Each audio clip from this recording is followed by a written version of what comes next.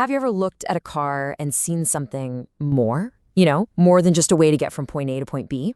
Well, today we're going to dive into the world of Stance Auto magazine to explore a culture that takes regular cars and turns them into these incredible rolling works of art. And it's all powered by passion, creativity, and a truly global community. So let's just get right to the big question, the one that's at the very heart of this whole scene. How does a simple mode of transportation become something so much more? A source of passion, a piece of someone's identity, and even a form of art? You know what? The answer is pretty straightforward.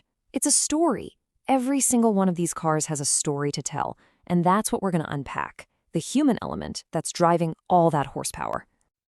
All right, so to really get these stories, we need a guide, right? And for us, that guide is Stance Auto. This is a magazine that has its finger directly on the pulse of this amazing global phenomenon.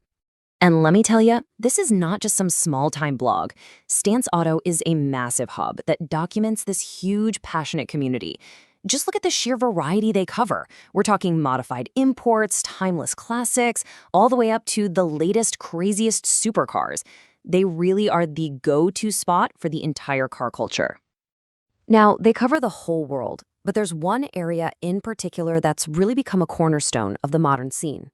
And that's the obsession with JDM, the Japanese domestic market. So for anyone who's kind of new to this, JDM just stands for Japanese Domestic Market. These are cars that were originally built just for sale in Japan, but they've become absolute legends all over the world because of their incredible engineering and honestly, their almost limitless potential for modification. It is a culture all on its own. And of course, Stance Auto is always featuring the absolute titans of that world. We're talking about the true icons, the game-changing Toyota Supra, the one-of-a-kind rotary-powered Mazda RX-7, and yeah, the legendary Nissan Skyline GTR. These aren't just cars, they're basically cultural landmarks, and they're often powered by these famously over-engineered engines like the indestructible 2JZ. But here's the thing, as iconic as these machines are, they're really only half the story. The real magic, the soul of it all, comes from the people who pour their heart, their time, and, let's be honest, a lot of their money into building them. And this is what I think makes this magazine so awesome. They celebrate everyone. So in one page, you might see a mind-blowing professional build, like a Liberty Walk McLaren. But then right next to it, you'll see a feature on a build from one of the readers, like a sleeper Nissan Micra, or Kevin's '94 Civic, or Helen's Budgeye Subaru. It just proves this whole culture isn't about your budget. It's all about the passion. And the diversity? It is absolutely wild. I mean, they'll feature everything from a rusty, handcrafted rat rod to a slammed air suspension Tesla. It shows this isn't a culture that's about just one specific style. Nope, it's a total celebration of personal expression in every possible form.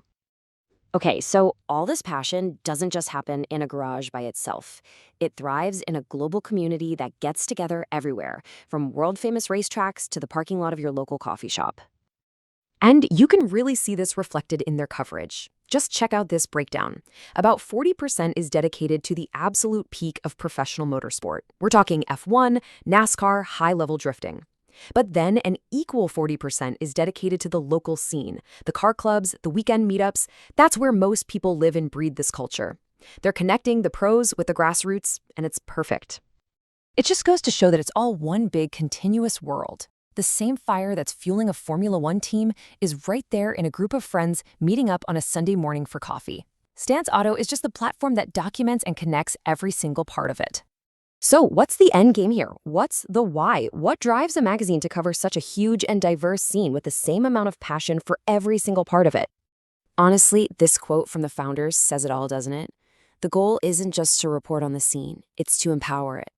The whole mission is to give everybody a platform, to make sure every single story gets told and every build gets its moment in the sun.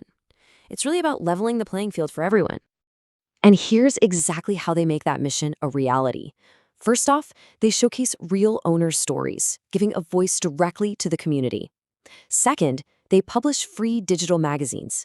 Think about that. By making it free, they're getting rid of any barriers and making this whole culture accessible to anyone, anywhere. And finally, they actively connect the entire scene, the builders, the fans, the photographers, into one giant global network. So, when you boil it all down, Stance Auto is way more than just a publication. It's like a mirror being held up to the culture itself. It's a platform that was built by the community and it exists for the community. And that brings us right back to where we started stories.